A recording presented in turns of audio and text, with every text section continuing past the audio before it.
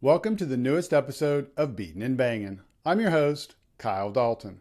We've got a lot to cover, including an interesting exchange that happened in Las Vegas between a pair of teammates that no one talked about at all this week, except for Kevin Harvick on his new Happy Hour podcast. Plus, I had the opportunity to interview a couple of Cup Series drivers this week, including Josh Berry and Tyler Reddick, who made a stop in Austin to promote the upcoming race at Circuit of the Americas. We talked about a variety of topics, included his heated remarks following Las Vegas, where he cussed on national television. However, before we get to those items, let's go back to the beginning of the week and Monday. It was just 24 hours after finishing second in Sin City that Tyler Reddick's 2311 Racing Boss co-owner Denny Hamlin addressed his driver's remarks, and more specifically, the team's issues on pit road, on his Actions Detrimental podcast. It's a process, and it fucking sucks. I know it sucks. It's keeping the 2311 guys out of victory lane. No question about it. There was at least 2 to 3 victories that Tyler should have had last year that he didn't get an opportunity because we messed up for him on pit road. More on that in a bit. But first, let's jump to Tuesday, and there were several newsmakers on the day, starting with the TV ratings from Las Vegas. It was good news as 4.36 million viewers watched the Sunday Cup race, an increase of 8.5% over 2023, and the 3.991 million viewers that tuned in for that race. It was also the most watched sporting event of the weekend for a second consecutive weekend.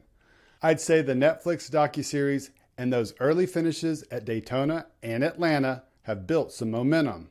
It'll be interesting to see if it continues into Phoenix. Also on Tuesday, Joey Logano appeared on SiriusXM NASCAR Radio, and the two-time Cup Series champion revisited a topic he passionately talked about last year, NASCAR's broken business model. And once again, the Team Penske driver didn't hold back. I'd like to run some truck races or some Xfinity races if I could. I'd like to race more than what I do. But I'm telling you, our sport, it's crazy. It's crazy that, and I'll be real with you here, I get paid to drive a Cup car. That's great. I have to pay to drive a Xfinity car or a truck. I have to show up with money on the doorstep to drive one. Now, a Cup car, boom, I can get in and I get paid well, and it's a great living and things work out. But if I want to go down a series or two, I have to pay a significant amount of money to get in a car to drive. I just think that is the craziest thing to think about. And unfortunately, that's where our sport is, and that's why it's so hard for kids to make it these days. Will the new TV deal and the money the teams receive roll downhill and help alleviate these problems? I think it's too early to tell at this point, but I know from discussions with various folks in the past that the hope is it will help to some extent. We shall see. Also on Tuesday, Kevin Harvick talked about the Las Vegas race, and specifically the performance of Ty Gibbs. Happy is high on Gibbs, making it to victory lane for what would be his first career Cup win in 2024. But what I found most interesting is what he had to say about the Joe Gibbs Racing driver's mindset after what happened at Las Vegas. Take a listen. He was frustrated with his teammate this weekend on the radio with Martin Truex, and the way that they were jerking those cars around, and you could visually see the frustration with the maneuvers that they were doing with the car, and the radio backed that up.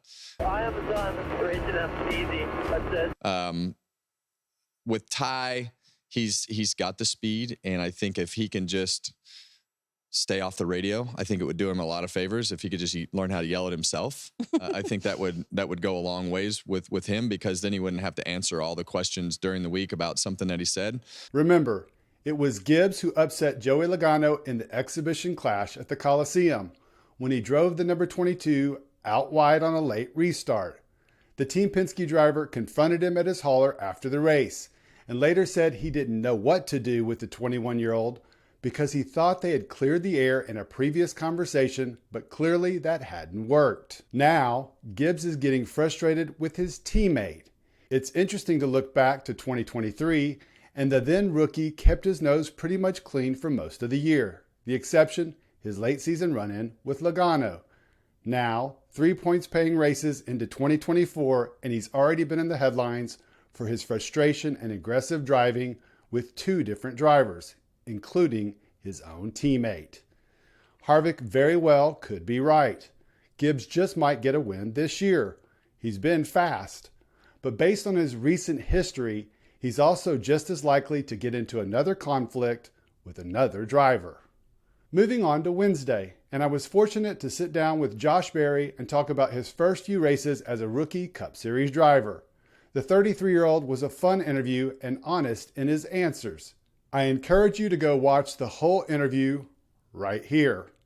But here are a couple of the bigger remarks that stuck out for me, starting with what he had to say when I asked him about the volume of criticism directed at Stewart-Haas Racing in the last year or so. And I think that everybody, what my experience has been is from being on the grounds here and working here and being a part of this program for now, let's say 6 months or so, is that it's a lot better here than a lot of other places around. And I don't think that the rap that Stewart-Haas Racing is getting is necessarily fair, right? Like they've had they haven't had a tough year, but even from even with Kevin's season last year, Kevin was in the contention to win a lot of races, including his last one. And I just don't think the negative, I just don't necessarily feel like it's all fair. I think in this day and age, people just want to pile on somebody that's down and enjoy doing that. You take Noah, for example, right? I mean, Noah's a great example. Obviously him coming in and being a teammate, right? Like 6 months ago, everybody wanted Noah gone and running through the mud every chance they got. And now he runs 6th this weekend, has a great weekend, and everybody's excited for him, right? So for us, we're looking forward to the day when we go back to victory lane and everybody's going to be fans of us again. The piling on mentality. Interesting thoughts from Barry on the team as a whole and Gregson individually. I was also really interested in what he had to say about his interaction from the weekend before in Las Vegas with Brad Keselowski, when the RFK Racing co-owner driver flipped him the bird during the race, showing his displeasure for how the number 4 driver was racing him. Here's that initial radio conversation, followed by Barry's thoughts. Why did the 6 flip me off earlier? He wanted you to let him go by, and I told TJ next to me, we're not going to let you just go by. We're racing. He was running the top, and I was running the bottom. I mean, just fucking go by.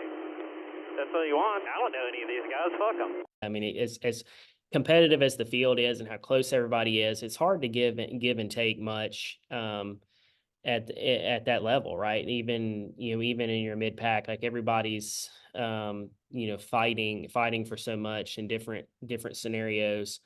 But it was an interesting exchange. It's kind of funny because TJ major spots for Brad, and he spotted for me last year. So actually, I talked to TJ for a while yesterday, and just tried to understand or kind of fill out exactly what the scenario was from their eyes. And I took some stuff away from that, right? Like I'm not, obviously when we're you're learning these guys, racing with them, and I think building that relationship and is just getting this, like I said, I don't know Brad, right? But obviously, Brad was expecting me to, maybe be a little bit more, basically wanted me to more or less let him go. Right. Right. And I think, and the message that was relayed back to me is that, one day, they feel like that, the role's going to be reversed and I'm going to get repaid the favor. More drivers getting frustrated with each other. Notice a theme? And we're just 3 races into the season. This could be fun. That brings us to Thursday and my second interview of the week, this one with Tyler Reddick, and not a one-on-one. The 2311 racing driver made a pit stop at the University of Texas in Austin to visit with students on the Longhorn Racing team. He visited with the local media and talked about returning to the track where he won in 2023 and offered his expectations for the 2024 race. After listening to Reddick's post-race remarks on TV last week at Las Vegas, what he had to say about it the next day on Sirius XM NASCAR radio, and what Hamlin had to say on his podcast, I wanted to get it straight from the source. I wanted to know exactly what was so frustrating that he cussed on national TV. Was it the pit crew, as Hamlin suggested? I think that definitely was taken out of context a bit. I didn't do a great job of clarifying it in the moment. Speaking pretty passionately about, my hand in the outcome of the race.